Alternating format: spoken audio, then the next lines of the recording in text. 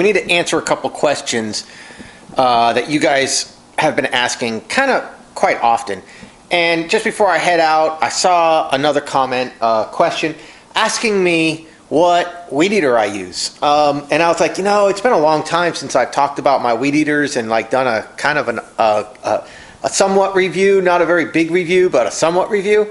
So I laid out my hand tools here from my trailer. Weed eaters, edgers, and my blowers. And I got the other one hanging there. And so I guess the first question that one of the guys asked me was, what weed eater do I use? So I use steel. Everything is steel except for one Echo product, and we'll get to that. But everything that I use is steel. For one reason, and then you see my hedge trimmer is in the trailer still too. That's the extended one, but we'll talk about that another day. Just because this is going to be about the weed eaters and edgers and what I use and why I use them. And then we're going to end it with the blower. My weed eater of choice is the Stihl FS100RX. Okay, let me get you a little shot here. FS100RX, okay? This is my weed eater of choice. That's a camera mount, by the way, for like bikes or anything round. Let me see if I can get you the... There you go, FS100RX. Okay, the deal with this weed eater, why I like this weed eater more than this weed eater, comes down to honestly one thing, and one thing only: the length. I have the motors lined up straight. Okay, triggers, the handles. You can already see, like, even the handle is kind of back a little. And then look at right here. Look at the difference. From the end of my foot here to there. I mean, you're talking a good, what, 4 inches? 3 or 4 inches? That 3 or 4 inches to me makes a humongous difference for my size. I'm 5'8", average arm length. Having a longer weed eater helps me. For some reason, I just feel more comfortable with it. It's not like a reach thing, like I can reach underneath objects or trees or anything like that better. I mean, that few inches ain't that big of a deal. Well, I'll tell that to your wife. But, you know, in all honesty, that's not that big of a deal. But what Stihl did is this shaft is a few inches longer, but also the head is at a more down angle, whereas this head is at a more up angle. So if you look, this head has more angle to it than that head is more flat. This one's more this way and that one's more that way. That seems to make a humongous difference. Added with the length, I was immediately able to weed eat more efficiently with that FS100RX than I was with the Husqvarna that I had beforehand, which was more like this FS70R. So, to answer your question, Mr. Commenter, the weed eater that I use is the longer shaft 4-mix, let me get the sun here, the longer shaft 4-mix FS100RX by Stihl. And that's why I use it. Now, it also has more low-end torque. So that's another thing that I do like about that machine, is if you listen to me weed eat, when you go back and you listen to all my real-time mowing videos, whether there's music or not, if you can hear the weed eater, you'll hear I'm always constantly at a low throttle. I always control my RPMs to the head here, and I try to keep things kind of slow because I don't want to break windows. I don't like to kick too much stuff up. I don't run a shield because I can't stand shields. They get in my way. They block my vision. They make it harder for me to edge. I can't squeeze the weed eater head between things. So I don't like to run shields. With all that said, having the 4-mix allows me to keep a very low throttle and it has pretty good response. And then I run 80,000s line, so I can run a low throttle, and that thinner line than 95,000s cuts right through everything like a sharp knife, you know, would cut compared to a brick would cut using 95,000s. That's the best way I can explain it. It's like 80,000 Weedeater line is like a sharp blade, and 95,000 Weedeater line is like a dull blade. So I run a sharp blade, so to speak, with thinner line. I can run it at lower RPM. I can keep this 4-mix at a low RPM, and that's really what they're awesome at, is low end torque. The Steel FS70R is a great 2-cycle machine. Do not get me wrong. Old boy preferred that one over this one. Old boy's about 2 inches shorter than me, maybe, with shorter arms. So that one fit him pretty good.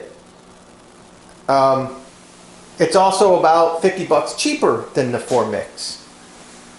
And it is a true 2-stroke, so there's no valves to adjust or anything like that. Now, I did bring this in one time in over a year that I've owned it. I did bring this in one time because it will not run with an air filter in it. The air filter gets soaked with fuel. It like sprays back out of the carburetor, soaks the air cleaner with fuel, and then it kills the motor and it will not run. So I took out the spark arrestor. I took out the spark arrestor here. I run it without an air cleaner. I run this with an air cleaner. I brought this to the steel dealer. The mechanics adjusted it. It did not make a difference. They also did not charge me. So I run this machine without an air cleaner. I know, you're going to yell at me. I get it. I've been doing it for over a year. And if it breaks, I'll throw it away and get another one. That's how much I like this machine. I'm not going to lose any sleep over it. It's a $300 and something machine. This was like a $200 and something machine. Both fantastic machines. It's just that I prefer the head angle and the longer shaft and the low RPM torque of the FS100RX. That's the deal with that. Okay? But they're both fantastic machines. They really are. Now, let's talk about the edger. How come I have an Echo edger? When I first started out, I went and I bought most of my stuff off the shelf at Home Depot. So this one's from Home Depot. This is your light duty model. I think it's a 22. Let me see if I got a 225. So yeah, Power Edger 225, Echo PE 225. I believe that means it's 22 cc's. I think that's what that is here. I don't know. I can't see this. 21.2 cc's right there. 21.2 cc. That's what it says. So it's a very lightweight edger, very thin shaft, very small gearbox down at the end. It runs like a raped ape. I mean, wide open. This thing screams. It does a good job. Never really had a problem with it. It just didn't have a lot of power. Like you could be running, and as soon as you hit some thick stuff that hasn't been edged in a while, it just bogs it down and doesn't really want to do anything. And you got to pull the blade up out of the crack and really go over it and keep going back and forth until you cut through it. Definitely a residential model type edger. It's very low cc. Nothing against that though. It was affordable. It's a residential type. It's not the commercial type. It's not the dealer bought one. I think the dealer Echoes are like a white. They might be white and orange, or they're white. I don't know. I think Echo has like 2 colors. John Lincecum, you can answer that question. I'm pretty sure Echo has 2 colors. This orangey color is the homeowner type, like not commercially bought at a dealer. And then the ones at dealers, I believe, have another color. Kind of similar to the steel, if I remember right. I could be wrong. The machine was fine. It just didn't have the balls to get through the thick stuff. And I needed something with more power to get through the first cut of the seasons this year in March and April. And as I was picking up some new accounts, their yards sucked. They were very much in need of some serious, powerful type edgers. So I went and I purchased this. Now, review on this Echo before we go too farther. The PE225. Purchased it at Home Depot. Great freaking machine. Great machine. Just not powerful enough for the speed that I want to move at. But great machine. Perfect. Inexpensive. Easy to purchase at Home Depot. If you need to. If you got one close by, there you go. The Echo PE225. I cannot remember the price. Maybe $279, maybe. Off the shelf, assembled, ready to go. Definitely, I recommend it. However, I would choose this machine first, if I could, if I had the money. Let me put it to you like that. This is the Combi system. So it's the Combi, K-O-M-B-I, for combination, C-O-M-B-I. You got your attachment screw here. You loosen this screw up and you separate these, okay? And then you're left with just from here to the power head. So you're left with the power head. I purchased the KM90R, which is also a 4-mix. It's got, I did not know this at the time. I also did not know that at the time was a 4-mix. I just told the guy what I wanted, what I was looking for, and that's what he gave me. And this is what he gave me. So it makes perfect sense. I don't like to run my machine screaming wide open. I just don't. I don't want to do it. I don't like to do it. People say you should do it. It's better to do it. I don't care. I've been doing this since high school and I'm in my 40s. I don't run my two-stroke machines just wide open. I just don't. I will where I need to for a short amount of time. So this KM90R is a low torque power beast. So you don't have, I do run my edgers wide open though. I do. But when you got the blade in the, you know, doing the job, it's not allowing the machine to run away on you like screaming like a Weedeater might. So I'll run this wide open, and the thing about it is it's got so much freaking torque.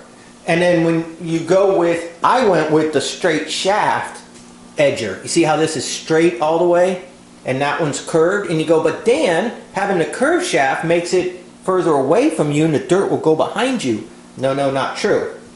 That thing spins so fast, and you have to have the RPMs up because it's such a small motor that if you don't have the RPMs up, as soon as it hits a blade of grass, it wants to stop the blade. So with this thing screaming in a very small gearbox, that blade is whizzing like a mother. You kick up far more dirt than you do with this wide open throttle because it's got a much larger gearbox. It's got a slower spinning blade. Look at this gearbox. Look at this gearbox, the Echo. Again, I'm not trying to knock Echo, but this is not this. So this spins slower. When it's edging, this spins slower, but it has far more power because of the motor. And that's what you're paying for. And then having the straight shaft with me, it's so, I never thought in all my years that I would ever purchase a straight shaft edger. I never even thought, why don't somebody make a straight shaft? That'll be better. Never thought that. Always had the curved shaft, always had an Echo curved shaft, and it always was this model edger. Always. They last you forever because, I mean, how long do you edge for? 5 minutes and you put it away. You know what I'm saying? So you get years and years and years and years of use out of an edger as long as you're taking care of it properly, you know, mixing the fuel right and stuff. So when I purchased this straight shaft edger, I was a little bit concerned, and the guy said, Dan, you're gonna love it. It's a slower spinning blade. It's going to vibrate less. It's going to cut more powerfully. You're going to just cruise right through everything. It's going to keep up with your pace. I said, I'll try it. So I tried it. About 3 months into owning this, I stripped the head. They replaced it for free. Manufacturer defect, shit happens, but that's the truth. It did happen. The shaft snapped at the head is what I should say. They replaced the shaft. Steel replaces shafts free, lifetime. So they replaced my shaft. They gave it back to me in like, I don't know, no time at all. I used my Echo during that time frame, and I really missed this machine. And that's when I realized, when I had to go back to the Echo, that's when I was like, damn, that thing makes a mess.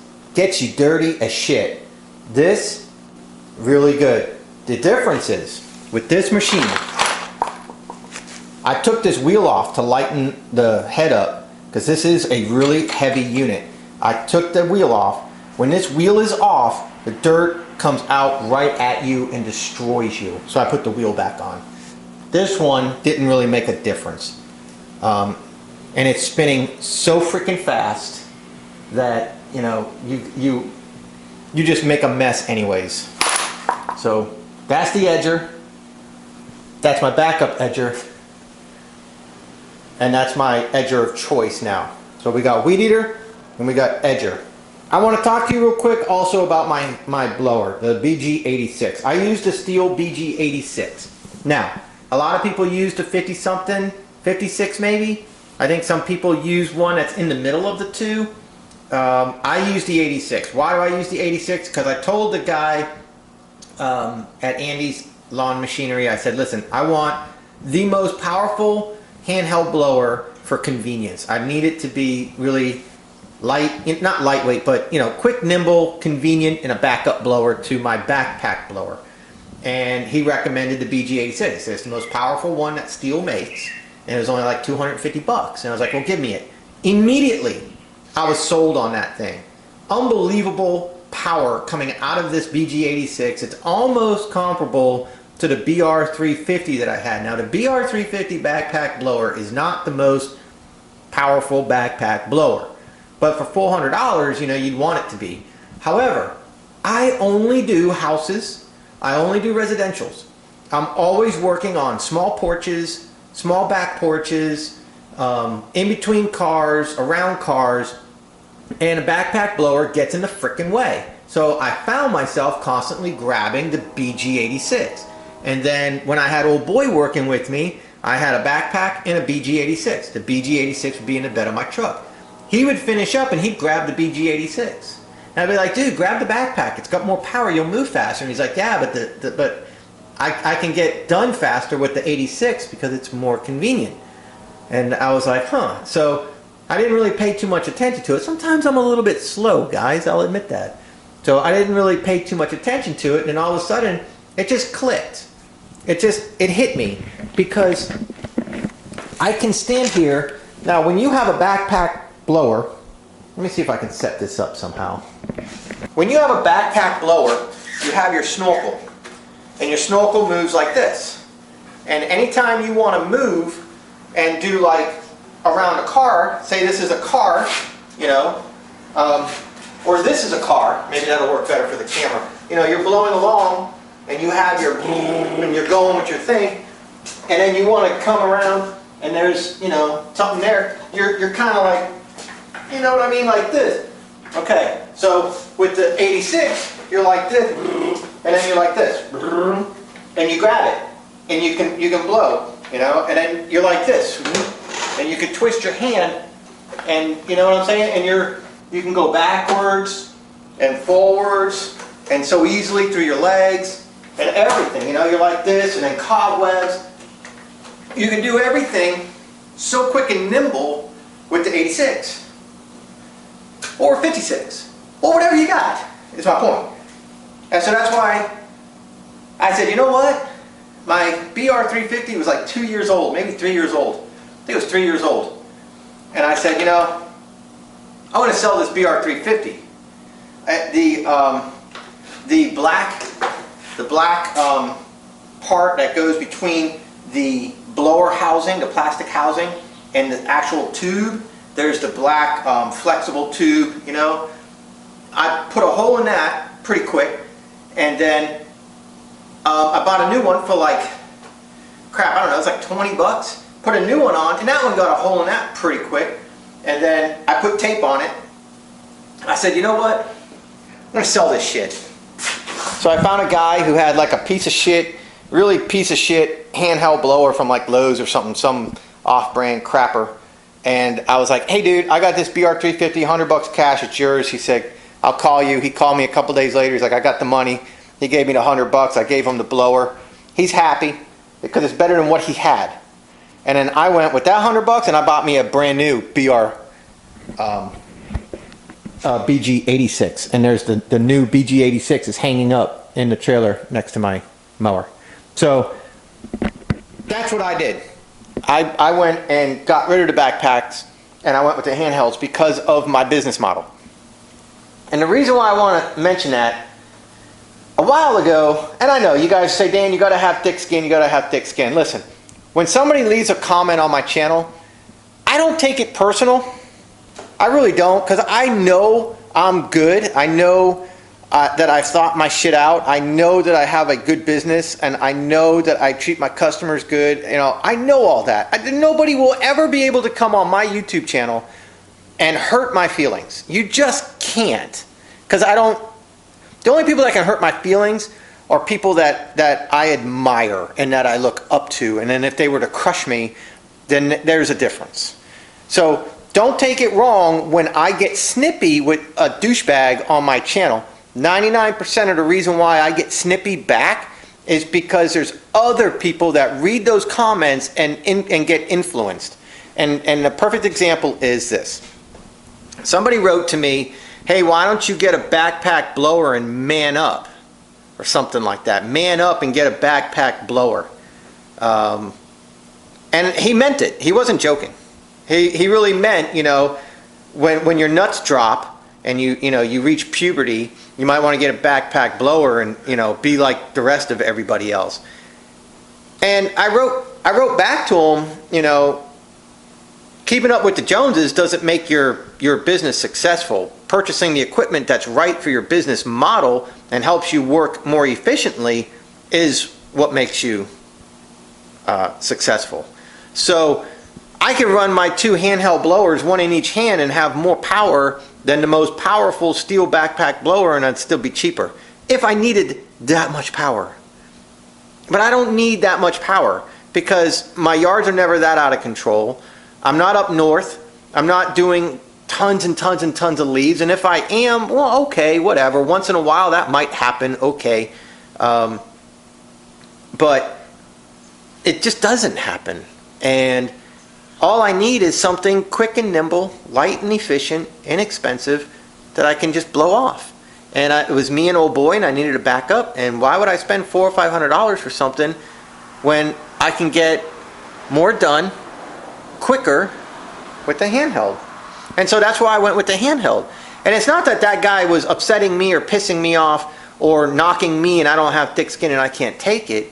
It's because there's a lot of young guys that watch my channel, and I'm trying to show them my entire channel is about teaching and showing young guys, new people coming up, well, and gals, and please don't take it like misogynistic or something when I say guys. I'm just using it in a loose term of people. But there seem to be a lot of women subscribing to my channel now. I don't know if it's because of the running, the marathon. I don't know why. Maybe it's husbands in their wives' accounts or whatever. I don't know. So I'm trying to be a little bit more sensitive to the women subscribers. So I do see you guys, and thank you.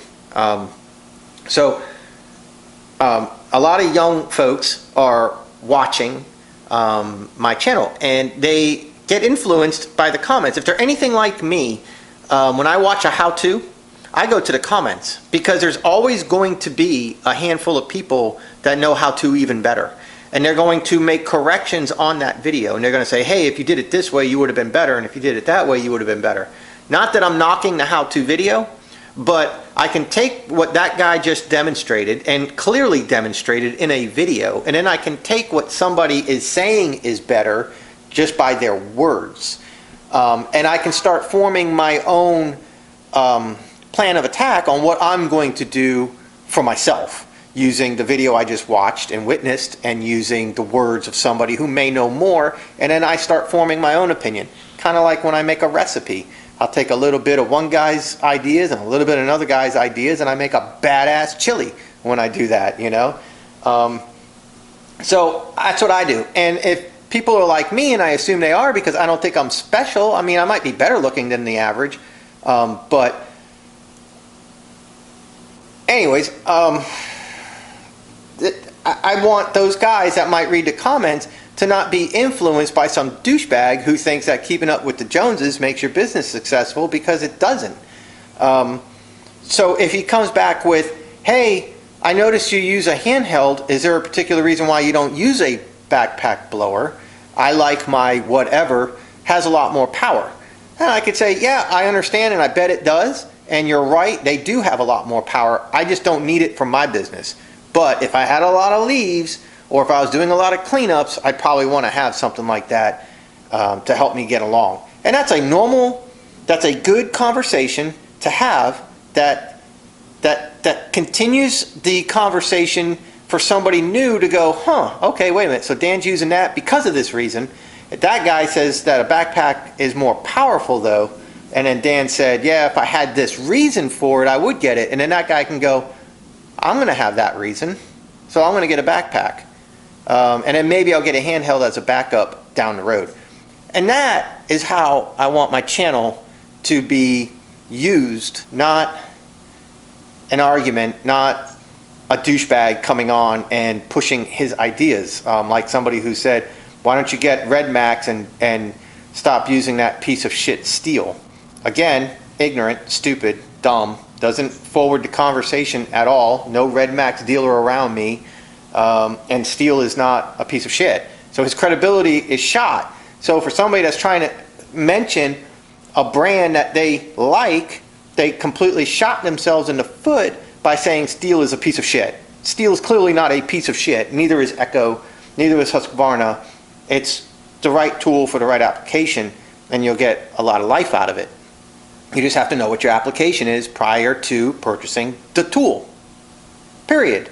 So his credibility went to shit, and I let him know that. You know, maybe if you started out with something a little bit more mature, we might be able to have a conversation about your Red Max, but you're a douche. And then I deleted him. Because that's just stupid. So, whatever. But I don't take it personal. Like, I don't lay in bed at night thinking that some schmuck came on my channel and upset me. That doesn't happen. What keeps me up at night is, what's the final message for somebody to get when they watch my video and then they read the comments?